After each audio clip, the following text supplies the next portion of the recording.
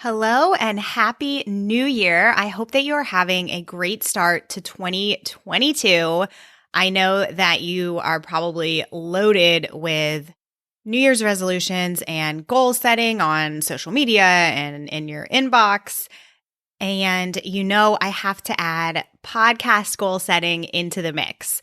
So in episode 15, I kind of hinted at this because I walked you through which podcast stats you should be tracking, as well as some other ways to measure the success of your show. So if you haven't listened to that episode yet, go ahead and do that first before finishing this one.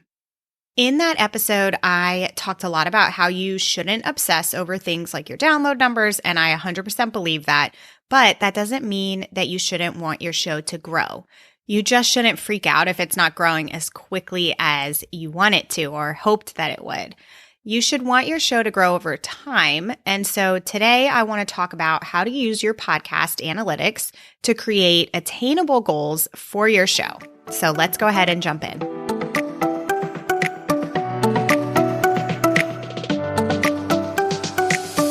Welcome to Podcasting for Educators, the podcast that helps TPT authors and other online educators launch and grow their show. I'm Sarah, former elementary school teacher turned podcast manager, and I'm on a mission to help you get your podcast out and into the ears of those who need it most. Busy teachers, counselors, literacy specialists, SLPs, parents, and everyone in between. Each week, we'll cover quick tips, strategies, and podcast industry updates so that you can be on top of your podcasting game and gain some new customers along the way. Are you ready? Let's get to it. Now, anytime that you do any kind of goal setting, I think it's always a good idea to celebrate things that you have accomplished already. And I know that might seem like a fluffy kind of thing to do, but I truly believe that it can have a big impact on your mindset, especially if your show hasn't grown as quickly as you had hoped. Sometimes we forget to look back at where we started and see how far we've come. So, if you have listened to episode 15, I want you to look at your podcast data and write down 3 things that you can celebrate from that. So some examples of this are that your downloads have grown since your first few months of podcasting. Maybe you've reached an exciting milestone like 1,000 downloads, 5,000 downloads, 10,000 downloads, 20,000 downloads. Maybe you've gotten a lot of messages from your listeners. Make sure that you're saving these and posting them to your social media. That's a great way to share your show and get other people interested in listening. Maybe you've seen an increase in your email list or an increase in the number of people joining your Facebook group, and maybe you know that your podcast has something to do with that. Another good celebration that I think a lot of people don't think about is maybe through podcasting, you feel like your speaking has improved or your confidence has improved to the point that you feel more comfortable speaking in front of other people. Another great example of something to celebrate is that you've shown up consistently for your audience. If you have a show that you put out weekly and you've been consistent with that episodes, that's definitely something to celebrate. Maybe you've had a guest on that you were really, really excited about and proud of having on. Maybe you've gotten a bunch of really positive reviews. Whatever it is, make sure that you take some time to celebrate that. So again, I really would encourage you to really sit down and take a moment to reflect on your data, whether it's your download numbers or the number of people that have reached out to you. Pick 3 things that you can celebrate and write them down. Next, I want you to go back to your why of starting your show in the first place. Was it to build your authority, to grow your email list, to build trust with your audience, to drive traffic to your TPT store, to grow your audience on social media? Considering and reflecting back on your why can help you decide on which goals you want to set moving forward. I am going to walk through 3 possible goals that you could have for your podcast this year with suggestions on how to accomplish them. So the first goal is one that I think most podcasters probably have, which is to grow your audience. And maybe this is your main goal because you feel like if you grow the number of people tuning in each week, that's more people that are getting to know you, more people who are viewing you as an expert, and more chances of them turning into customers, which is totally true. I completely get that thought process. So when you're looking at growing your show, this can involve so many different things. The best way to measure whether or not you're growing your audience is through your download numbers. Again, in episode 15, I advised you to track your 1-day, 7-day, 30-day, and 90-day downloads for each episode, as well as your overall monthly downloads and all-time downloads, and an average number of downloads per week. So if you want to create a goal that involves the number of downloads growing, you need to look at that data first. And really that means that you need to have had your show for several months to be able to collect this kind of data. So if you've just started your show or if you're considering starting a podcast, I would come back to this episode once you've accumulated some data to look at. Now, once you've looked at that data and you know what you've accomplished, where you've been, and you want to set a goal for the new year or for the upcoming year, I want you to set a realistic goal and give yourself some time to get there. So, for example, at the time of this recording, it's January 2022. So if you had around 1,000 downloads a month in October, November, and December 2021, then a realistic goal would be to average 1,500 downloads by June 2022. That would give you 6 months to reach that goal. It's going to give you time to get there, and it would be really great growth, and it's attainable at the same time. Once you have your goals set, let's talk about how you can accomplish the goal of increasing your downloads. So to do this, what you really need to do is get more eyes on your show. So how can you do that? I'm going to be focusing on specific strategies for growth over the next couple of months in my episodes, but some key ways to do this is by getting more people to share your episodes. Word of mouth is huge, and it's one of the number one ways that people discover new shows.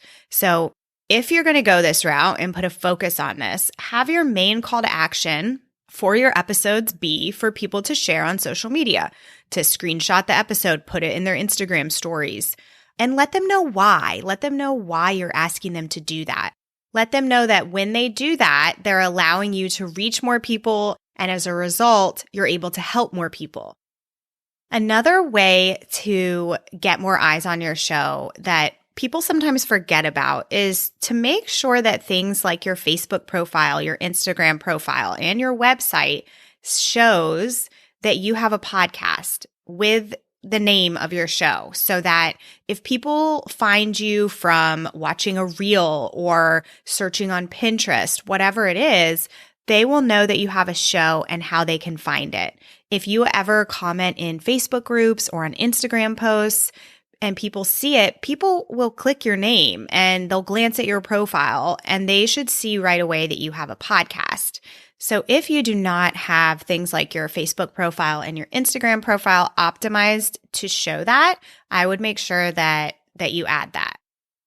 And then my very favorite way to grow your podcast audience is by getting in front of new audiences. And the most efficient and effective way to do that is by guesting on other podcasts who have an audience similar to yours. I love teaching people about how to do this, and I'll be having an episode on this soon. I'm also going to be hosting a 5-day free boot camp on the step-by-step process of becoming a guest on another show. And if you'd like to join the waitlist for that, you can go to podcastingforeducators.com/bootcamp waitlist. Okay, so that was the first idea for a possible goal for your podcast, is to grow your audience, grow your downloads. A second great goal, and it might not be as easily measurable, but it's a really, really important one. And it's one that ultimately can also help the goal of growing your downloads. And that is to level up your content creation to better serve your audience. I know that I view podcasting as the best way to show up for my audience and to build trust and authority with them. And the best way to do that is by creating solid, valuable content that solves a problem for my listeners, educates them, allows them to walk away from each episode feeling like they've learned something and that they have something that they can go and try. So there's a lot of things that you can do to first look at how you're already doing with this, how you're doing with the content that you're putting out there. One of those is to look at your 1-week downloads. What are the outliers? Pick out episodes that have done really, really well. Focus on how you can create more content from those topics. This is also a really great way to determine a new offer that you could create for your audience or new resources that you could create in other areas of your business. Another great thing to look at to see how your content is resonating with your audience so far, and I mentioned this again in episode 15, but that is the average consumption rate for your episodes. So I had talked about how you can go into your Apple Connect account and you can see your average consumption rate per episode. If the majority of your episodes are less than 50% consumption rate and your downloads are pretty consistent, or maybe they're even growing, then you need to figure out why the consumption rate is so low. And one big guess is that it might be the length of your episodes. So maybe your episodes are usually around 25 minutes, but maybe you need to shorten them even more. So you can kind of experiment and see what happens.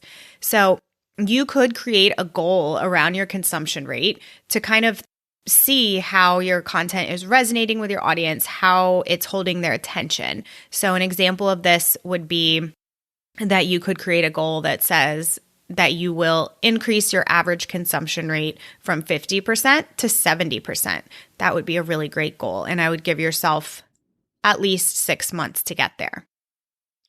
Okay, so how do you actually accomplish the goal of better serving your audience and making sure that this content is resonating with them and helping them and that you're giving them what they need? So this might seem like an obvious route to take, but I don't think that it's done enough. And that is to ask your audience what they want.